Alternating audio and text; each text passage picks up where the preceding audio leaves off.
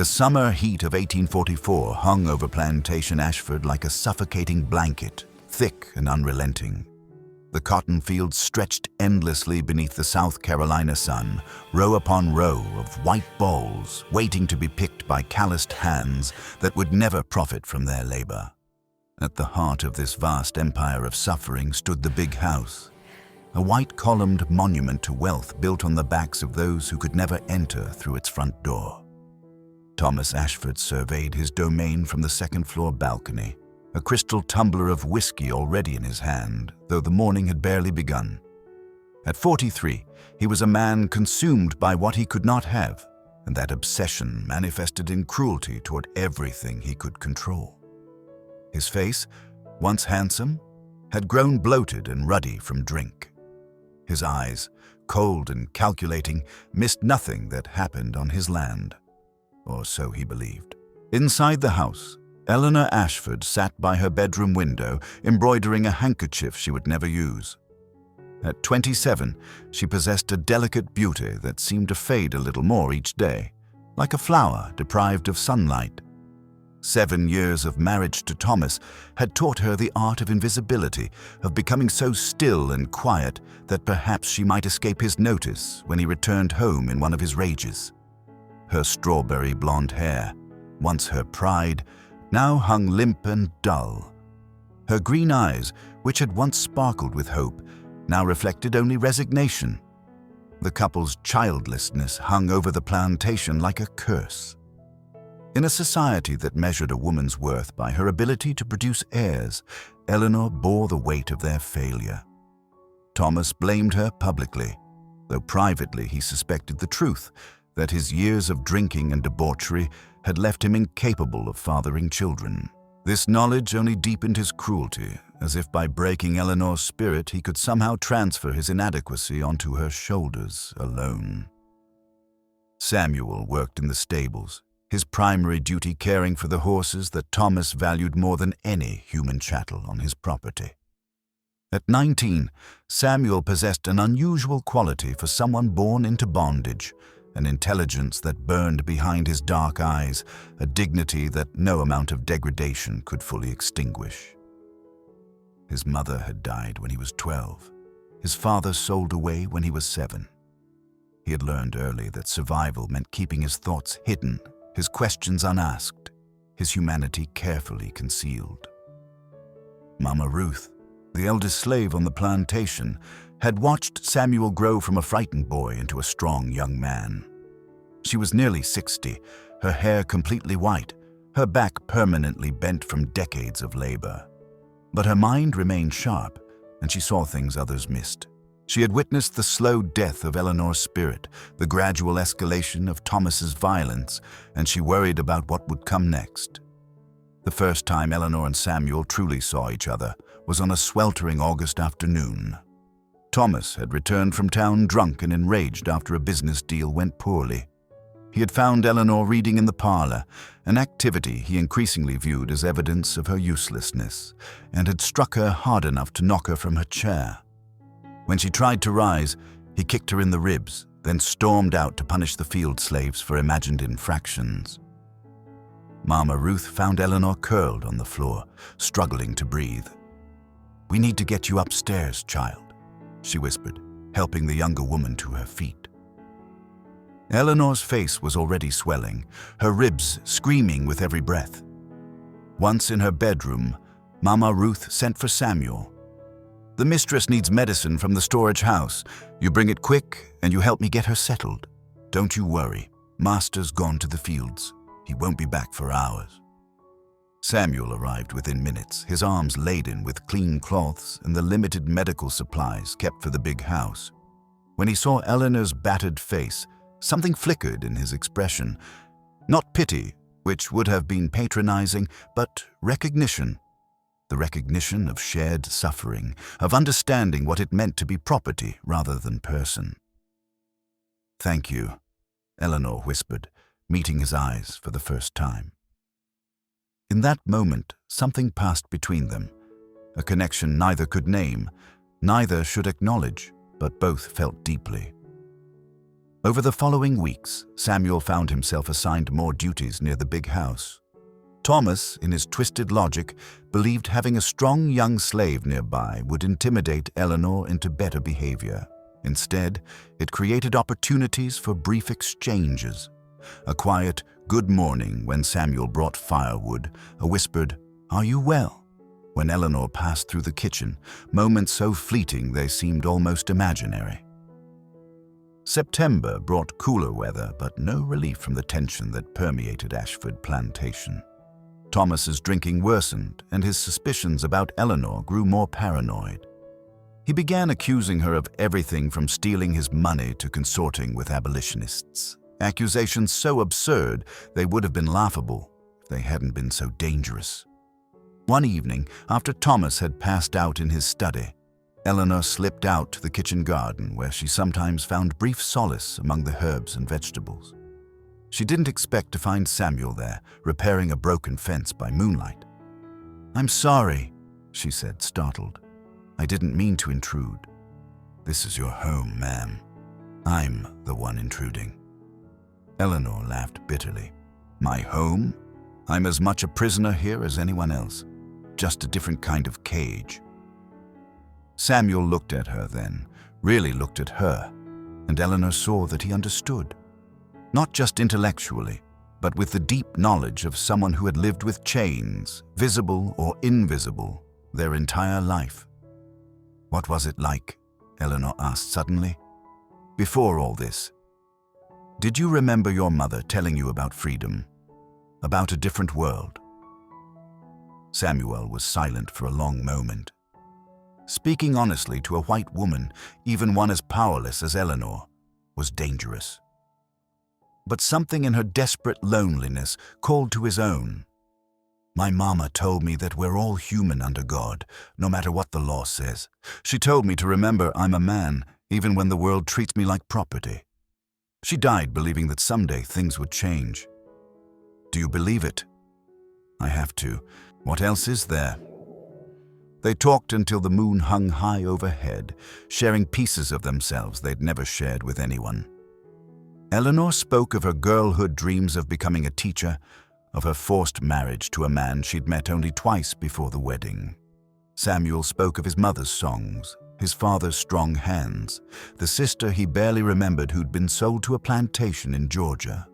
It was the most dangerous thing either had ever done, this simple act of seeing each other as human beings.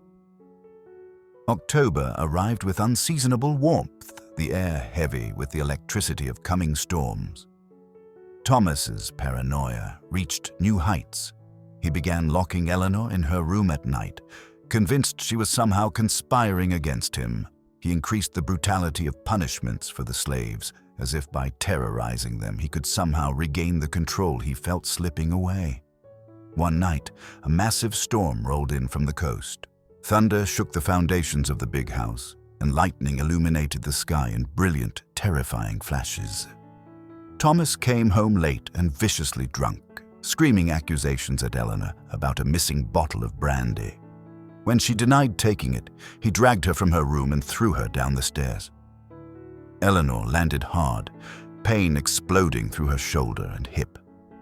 As Thomas stood at the top of the stairs, swaying and shouting, Eleanor scrambled to her feet and ran, through the house, out the back door, into the storm. She didn't have a plan, only the primitive instinct to escape. She found herself at the old storage barn at the edge of the property, soaked to the skin and shaking with fear and cold. The door was unlocked, and she stumbled inside, collapsing among the bags of seed and farming equipment. Samuel had seen her run. He'd been checking the horses during the storm when he saw the white figure fleeing across the yard. Every instinct told him to stay away, that following her would mean death. But he couldn't. He grabbed a lantern and a blanket and went after her. He found her huddled in the corner, her hair plastered to her face, blood trickling from a cut on her forehead. "You can't stay here," he said urgently. "He'll search everywhere. You have to go back before he—" "I can't," Eleanor's voice broke. "I can't do this anymore. I can't be his possession, his punching bag, his failure. I can't breathe in that house. I'm drowning, Samuel. I'm drowning and no one can save me. Samuel knelt beside her, wrapping the blanket around her shoulders. You're not alone, he whispered. You're not alone, Eleanor. It was the first time he'd used her name, and hearing it from his lips broke something open in Eleanor's chest. She looked up at him, this young man who had shown her more genuine kindness than her own husband, and something shifted between them. The kiss, when it came, was inevitable and impossible all at once. It was desperate and tender, forbidden and necessary. They both knew the consequences. Lynching for him, institutionalization for her, death for them both. But in that moment, trapped between thunder and terror, they chose each other. What happened in that barn was not about lust or rebellion. It was two people drowning in isolation, finding momentary salvation in each other's arms. It was wrong by every law of the land and every social convention, but it was also the most honest moment either had experienced in years. Afterward, they held each other as the storm raged outside, both crying, both terrified, both knowing they had just signed their own death warrants. We can never do this again, Eleanor whispered. I know. If anyone finds out, they'll kill me, slowly, publicly, as a warning. And they'll say I'm insane, lock me away where no one can hear me. They stayed together until the storm passed, then slipped back separately through the darkness. Thomas had passed out in his study, never knowing his wife had been gone. But Mama Ruth, standing at her cabin window, had seen them both running through the rain. She closed her eyes and prayed for mercy, knowing that what had been done could not be undone. November brought cooler weather and a growing horror for Eleanor. She tried to tell herself it couldn't be true, that one night couldn't result in the catastrophe she feared. But her body told a different story. The morning sickness started first, then the missed courses, then the undeniable swelling of her breasts. She was pregnant. Eleanor spent days in a fog of panic, trying to determine what to do. If she told Thomas immediately, he might believe the child was his. He'd been drunk enough a few times that he might not remember whether they'd been intimate. But the timing was wrong, and Thomas, despite his drunkenness, kept meticulous records of everything on his plantation, including his interactions with his wife. She couldn't tell Samuel. The knowledge would torment him, and there was nothing he could do except watch as the situation unfolded. She was utterly, completely alone. Or so she thought, until Mama Ruth appeared at her bedroom door one afternoon when Thomas was away. I know, child, the old woman said simply. I've birthed too many babies not to recognize the signs. You're carrying. Eleanor's facade crumbled. She collapsed into Mama Ruth's arms, sobbing. What am I going to do? He'll know it's not his, and when the baby comes, if it looks like, if anyone can tell. Hush now. First, you need to stay calm. Stress ain't good for the baby. Second, we need to think carefully. How far along are you? Maybe 6 weeks. 7? Mama Ruth calculated. That storm was mid-October.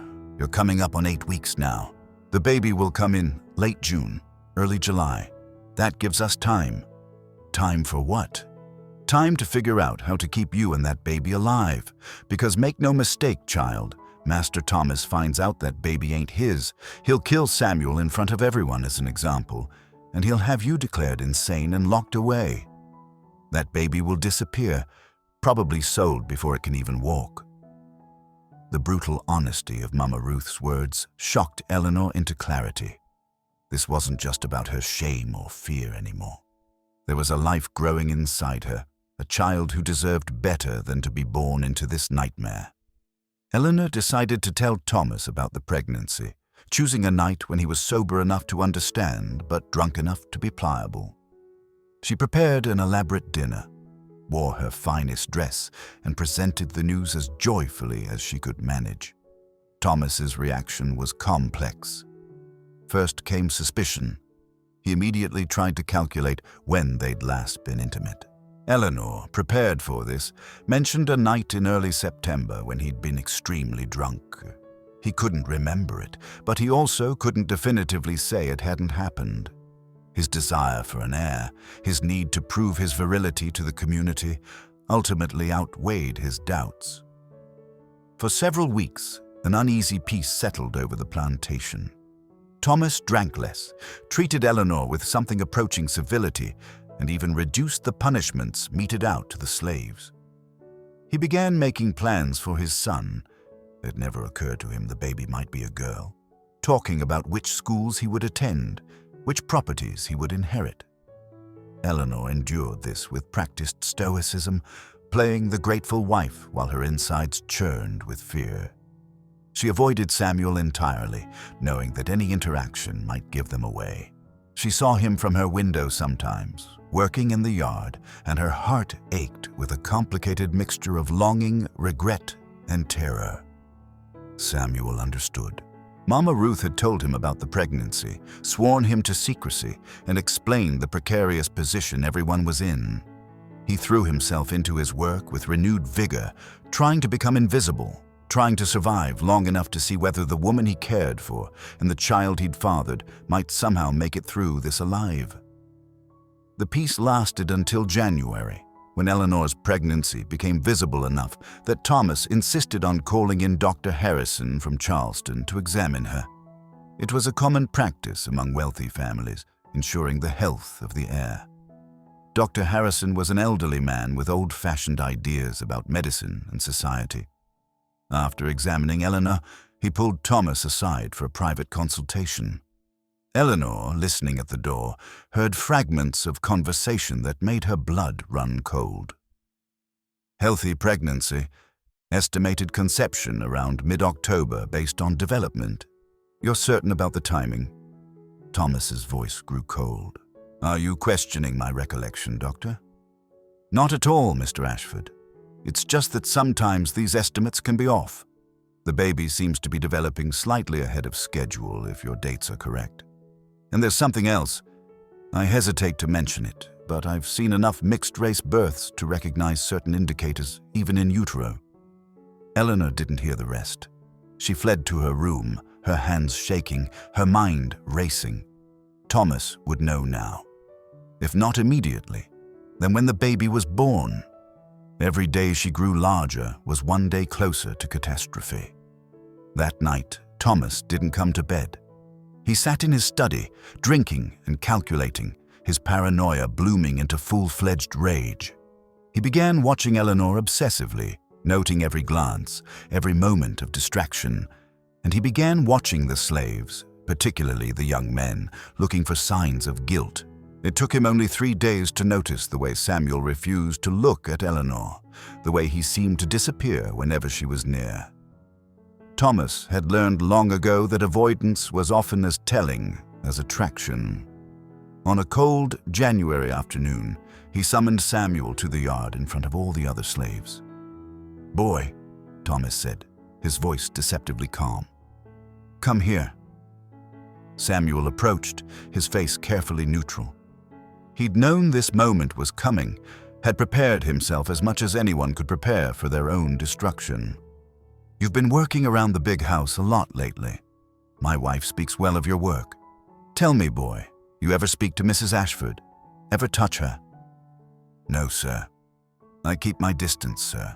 I know my place." "Your place?"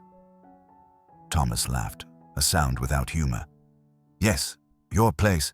And your place is at the bottom, isn't it? Under my boot, under everyone, because that's what you are. Property, less than human. Certainly less than worthy of looking at a white woman, let alone speaking to her." "Yes, sir." Thomas circled Samuel like a predator. "Then why does my wife jump every time you're near? Why does she turn away when you enter a room? What are you hiding, boy?" "Nothing, sir, I swear." The first blow came fast, Thomas's fist connecting with Samuel's jaw, hard enough to send him staggering. The other slaves watched in horrified silence, knowing that interfering would only make things worse. "Don't lie to me," Thomas roared. "I'll get the truth out of you if I have to peel your skin off strip by strip." Eleanor, hearing the commotion from her window, ran downstairs despite Mama Ruth's attempts to stop her. She burst into the yard just as Thomas raised a leather strap, preparing to strike Samuel again. "Stop!" she screamed. "Please, Thomas, stop! He's done nothing wrong." Thomas turned to her, his face twisted with rage and something else. A terrible, dawning certainty. "Really? Then why are you so desperate to protect him? Why do you care so much about a piece of property?" "I care about all of them. I hate seeing anyone beaten." "Liar." Thomas dropped the strap and grabbed Eleanor by the arm, dragging her closer. "You're carrying his bastard, aren't you? You opened your legs for a slave like a common whore. That's insane. The baby is yours." "Is it? Is it really? Because Dr. Harrison seemed to think there was something off about the timing and the baby's characteristics." He shoved her away. "When that child is born, the truth will be obvious, and when it is, I'll kill you both.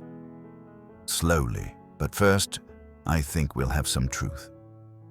What followed was the darkest night of Eleanor's life. Thomas had Samuel taken to the whipping post in the center of the slave quarters, the place where public punishments were carried out to terrorize the others into obedience. He brought Eleanor, forcing her to watch, believing her reactions would confirm his suspicions. Samuel was stripped and tied, his arms stretched above his head. Thomas himself wielded the whip, a thick leather strap designed to tear flesh. The first strike drew blood. The second made Samuel gasp. By the fifth, he was biting through his lip to keep from screaming. Eleanor begged, pleaded, even offered to confess to anything if Thomas would just stop. But Thomas, fueled by whiskey and wounded pride, continued the punishment with methodical cruelty. "Tell me the truth," he shouted with each strike. "Tell me you defiled my wife." Samuel, through gritted teeth, refused. "I've done nothing, sir." It was Mama Ruth who finally ended it, stepping forward with a courage born of desperation. "Master Thomas," she said, her voice carrying across the yard, "you beat that boy to death, and you'll never know the truth. The baby will tell you everything when it comes. Why not wait and see?" Thomas, breathing hard, his shirt spattered with Samuel's blood, slowly lowered the whip. "You're right, old woman. The baby will tell us everything, and when it does, I'll finish what I started tonight." He stalked away, leaving Samuel hanging from the post, his back a mass of torn flesh. Eleanor stood frozen, tears streaming down her face, unable to go to him without confirming every suspicion. Mama Ruth and two other women carefully cut Samuel down and carried him to their cabin, where they would try to prevent infection from setting in. Eleanor returned to her room and collapsed, her hands on her swelling belly, feeling the flutter of movement that was her child, Samuel's child, and knowing with absolute certainty that she had to save them both, no matter the cost. Over the following weeks, as Samuel slowly healed and Eleanor's pregnancy progressed, Mama Ruth began to formulate a desperate plan. She spoke in whispers to the other slaves, carefully feeling out who could be trusted, who had been pushed so far by Thomas's cruelty that they might risk everything for a chance at justice. She also reached out through the secret networks that connected slaves across plantations, finding sympathetic whites, abolitionists, Quakers, people who believed slavery was a sin against God. It was dangerous work, requiring messages passed between plantations, coded conversations during market days, trust extended to people she'd never met. The plan that emerged was both simple and terrifying. They would wait until Eleanor was near term, then help both her and Samuel escape to the north via the Underground Railroad. It would require perfect timing, absolute secrecy, and luck they had no right to expect. Eleanor initially refused. "I can't leave," she said during one of the rare moments she could speak with Mama Ruth privately. "Where would I go? How would I survive? I'm a white woman traveling with a mixed-race baby and a fugitive slave. We'd be caught within days." "You got family up north?" Mama Ruth asked. "An aunt in Philadelphia, but she's respectable. She'd never harbor a fugitive or acknowledge an illegitimate child." "What about friends from before you married?" Eleanor thought of her schoolmates, the girls she'd known in Charleston before her father's debts had forced her into marriage with Thomas. Most were married now, absorbed into their own lives. But there was one, Catherine Morton, who'd always been slightly scandalous, who'd spoken openly about her abolitionist sympathies. Maybe, Eleanor said slowly, there might be someone. Meanwhile, Samuel was having his own conversations with other young men in the slave quarters. Some talked about running anyway, with or without Eleanor, taking their chances in the swamps and forests. Others counseled patience, arguing that a planned escape was always better than a desperate flight. "I won't leave her," Samuel said firmly. "She's carrying my child. I may be property in the eyes of the law, but I'm a man in the eyes of God. I won't abandon my family." The irony wasn't lost on anyone. Samuel was prepared to act more responsibly toward Eleanor and their child than Thomas Ashford, the legal husband and master, had ever acted toward anyone. In April, when Eleanor was 7 months pregnant, catastrophe struck. A house slave named Jessie, desperate to curry favor with Thomas and secure better treatment for her own children, overheard fragments of Mama Ruth's conversations. She went to Thomas with a garbled story about plots and escapes and Eleanor planning to run away with Samuel. Thomas was initially skeptical. The story sounded too fantastical. But it aligned with his darkest suspicions. He began watching everyone more carefully, and what he saw confirmed his worst fears, the way the slaves closed ranks when he approached, the way Eleanor had started packing certain items in her trunks, the way Samuel had begun making trips to the edge of the property as if scouting routes. On a warm evening in late April, Thomas called his overseer and 2 neighboring plantation owners to the house. He laid out his suspicions and his evidence. The men agreed whether or not anything criminal had happened yet, the situation required immediate action. That night, armed men surrounded the slave quarters. They dragged Samuel from his cabin, along with 3 other young men suspected of being involved in escape planning. They took Mama Ruth too, despite her age and her years of service. Eleanor, hearing the commotion, struggled down the stairs despite her advanced pregnancy. She found Thomas in the front hall, loading a pistol. "What are you doing?" she demanded. "Cleaning house," Thomas said coldly. "Getting rid of the diseased elements before they corrupt everything else." "You can't, Thomas, whatever you think has happened. I think you're a whore and a traitor. I think you've been consorting with slaves and planning God knows what. And I think that thing in your belly is proof of your sin." He grabbed her arm roughly. "After tonight, you'll be a widow. And shortly after that, you'll be locked in an asylum where you can't spread your madness. As for the baby, it'll be disposed of." Eleanor realized with horror that Thomas intended to kill Samuel that very night, not through legal proceedings, which might draw unwanted attention, but through a mob lynching that would be overlooked by authorities sympathetic to plantation owners. What Thomas didn't know was that Mama Ruth's network extended beyond just planning escapes. She had been preparing for this possibility, knowing that once Thomas's suspicions were fully aroused, he would act decisively. She had reached out to a small group of white abolitionists in the nearby town of 𝘾𝙝𝙖, people who had been watching Plantation Ashford with growing concern. As Thomas and his men prepared to hang Samuel from the large oak at the plantation entrance, the tree used for such grim purposes throughout the decades, a contingent of townspeople arrived, led by a Methodist minister named Reverend Joshua Collins and the county's only anti-slavery judge, Harrison Blackwell. "Stop this at once," Reverend Collins commanded, riding into the yard with a dozen men behind him. "This is murder, not justice." Thomas turned, fury twisting his features. "This is my property, my land. You have no authority here." "I have moral authority granted by God," Collins replied. "And Judge Blackwell has legal authority granted by the state of South Carolina. This young man has been accused of no crime, tried by no court. You cannot execute him. He violated my wife. Do you have proof, witnesses, confession, or just your suspicions?" Judge Blackwell dismounted, his stern face revealing nothing. "Mr. Ashford, I've heard rumors about the treatment of slaves on this plantation. I've turned a blind eye because that's how things are done. But lynching without trial is still murder in the eyes of the law, no matter the color of the victim." The standoff lasted for hours. Thomas, backed by his overseer and the neighboring plantation owners, argued that he had the right to dispose of his property as he saw fit. The abolitionists argued that even slaves had a right to due process.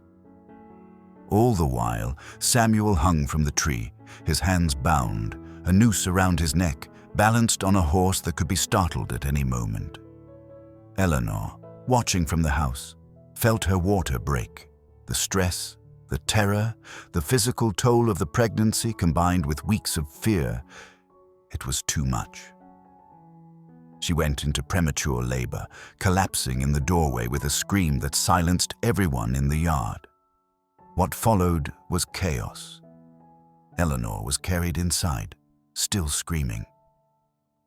The confrontation in the yard temporarily paused, as even the hardest men were moved by the sounds of childbirth. Mama Ruth was released to attend to Eleanor, rushing upstairs with 2 other women. The labor was hard and fast. Eleanor, weakened by stress and malnourishment, struggled with each contraction. The baby, coming 6 weeks early, was small and fragile. When it finally emerged, wailing into the lamplight of Eleanor's bedroom, the truth was undeniable. The child was a girl, tiny and perfect, with caramel-colored skin and a shock of dark, curly hair. There could be no question of paternity. She was visibly, unmistakably, of mixed race. Downstairs, the men heard the baby's cry. Thomas, his face white with rage and humiliation, tried to push past the abolitionists. "That's all the proof anyone needs. That bastard up there fathered a child on my wife. He deserves to hang." But Reverend Collins stood firm. "What I see is a mother and child who need protection. What I see is a man who drove his wife to such desperation that she sought comfort elsewhere. What I see is a system of cruelty that corrupts everyone it touches."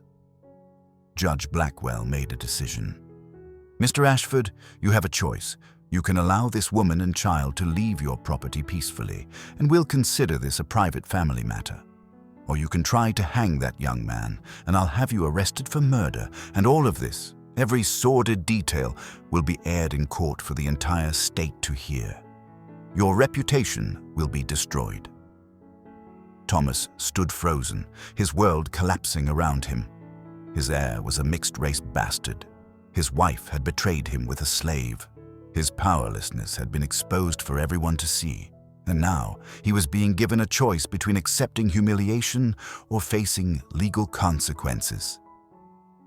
Upstairs, Eleanor held her daughter for the first time, tears streaming down her face. The baby was so small, so fragile, but alive and beautiful. She knew what holding this child meant: exile from her family, disgrace in society, a life of poverty and struggle.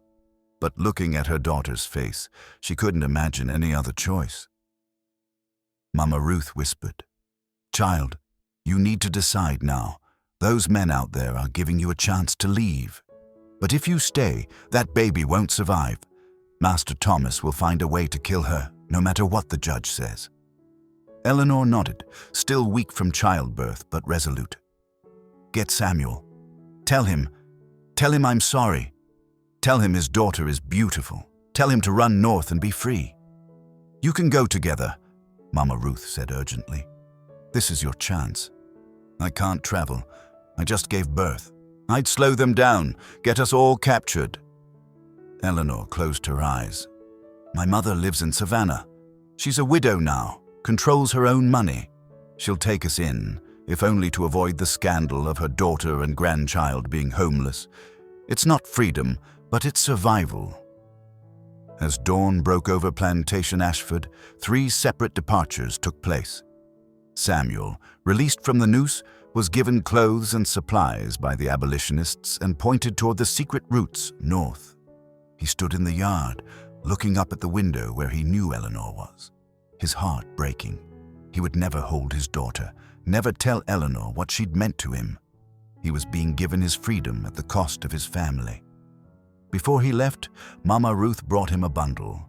Inside was a tiny knit blanket and a note in Eleanor's handwriting. "Her name is Sarah Ruth, after your mother and the woman who saved us all. Tell her about us if you ever get the chance. Tell her she was born from love, not sin." Samuel clutched the blanket to his chest, tears flowing freely for the first time since childhood. Then he turned and ran, disappearing into the pre-dawn shadows, running toward a freedom that would always feel incomplete. Eleanor, barely able to walk, was helped into a carriage by Reverend Collins. She held Sarah Ruth wrapped in a shawl, the baby's face hidden from view. She didn't look back at the plantation or at Thomas, who stood on the porch like a statue, everything he'd built crumbling around him. The journey to Savannah took 3 days. Eleanor's mother, Martha, was horrified by the situation but pragmatic. "You've shamed us all," she said coldly. "But you're still my daughter, and that child is innocent. You'll stay in the West Wing. We'll tell people the father was a Creole merchant who died before you could marry. The baby's light enough that it might pass." Eleanor said nothing. She had no energy left for arguing or explaining. She had her daughter, they were alive, and for now, that was enough. The story might have ended there, with 3 lives forever separated by an unjust world. But history has a way of creating unexpected circles. 15 years later, in 1859, as the nation hurtled toward civil war, a tall, educated black man arrived in Charleston with a group of abolitionist speakers. His name was Samuel Freeman. He'd taken a new surname in freedom, and he was known throughout the North as an eloquent voice for emancipation. His speaking tour brought him to Savannah, where he addressed a mixed crowd of whites and free blacks. In the audience sat a young woman of 15, her skin light brown, her eyes green like her mother's, her bearing dignified despite the whispers that followed her wherever she went. She'd grown up knowing she was different, knowing her mother harbored secrets, knowing that the official story of her parentage was a lie. Sarah Ruth Ashford listened as the speaker talked about his childhood in slavery, about his escape north, about the family he'd been forced to leave behind. And when he mentioned that he'd once known a woman of great courage named Eleanor, Sarah Ruth's heart began to pound. After the speech, she approached him, her hands shaking. "Mr. Freeman, may I speak with you privately?" Samuel turned, and the moment he saw her face, he knew.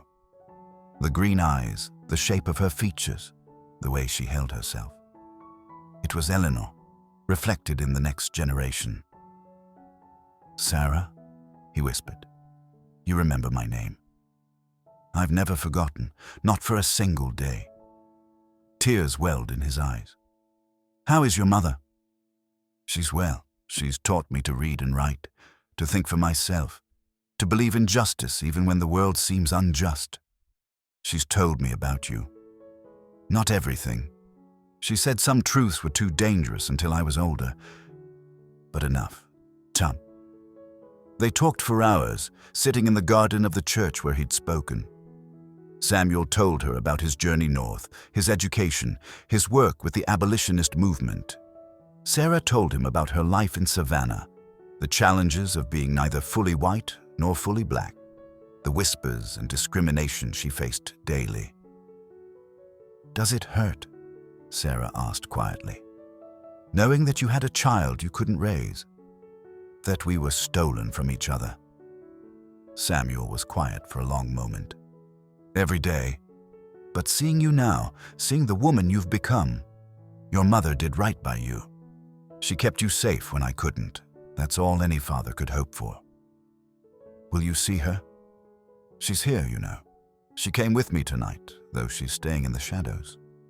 Samuel looked up and saw Eleanor standing at the edge of the garden, graying now but still graceful, still beautiful, Their eyes met across the distance of 15 years, and everything unsaid passed between them. Grief and love, regret and pride, all the what-ifs and might-have-beens.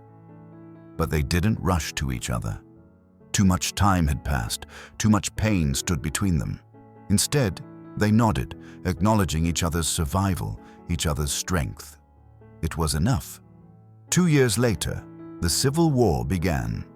Samuel joined the Union Army, eventually returning to South Carolina with the 54th Massachusetts Regiment. He survived the war and lived to see the Emancipation Proclamation, though he never saw Eleanor again. She had remarried by then to a kind widower who accepted Sarah as his own daughter. Sarah Ruth grew up to become a teacher, educating freed slaves during Reconstruction. She married a free black merchant and had 4 children, telling them all the story of their grandfather who'd been born in chains but died in freedom. As for Thomas Ashford, his plantation was destroyed during the war. He died alone and bitter, having lost everything: his property, his power, his reputation. The great oak where he'd tried to hang Samuel was struck by lightning in 1867 and split in 2, as if even nature rejected its grim history.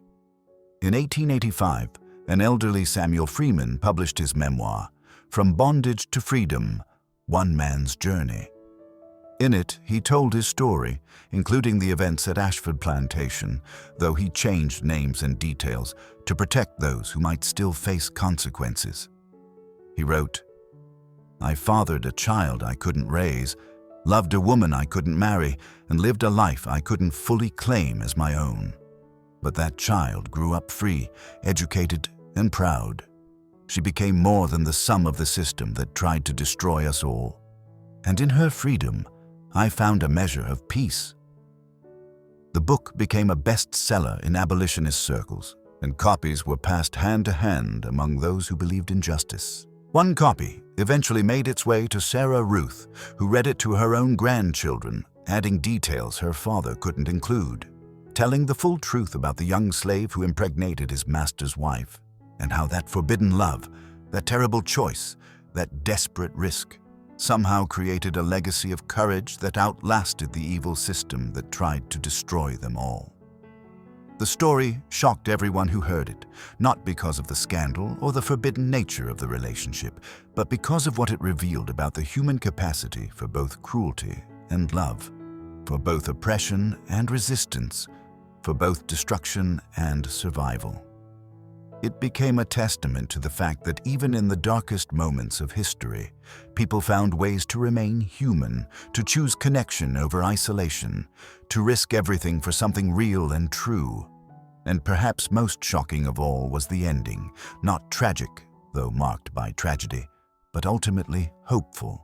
3 people who shouldn't have survived did. A child who shouldn't have existed became a teacher of freed slaves. A love that was forbidden created a legacy of freedom. In a system designed to dehumanize and destroy, they found a way to remain fully human, and that, more than anything, was revolutionary.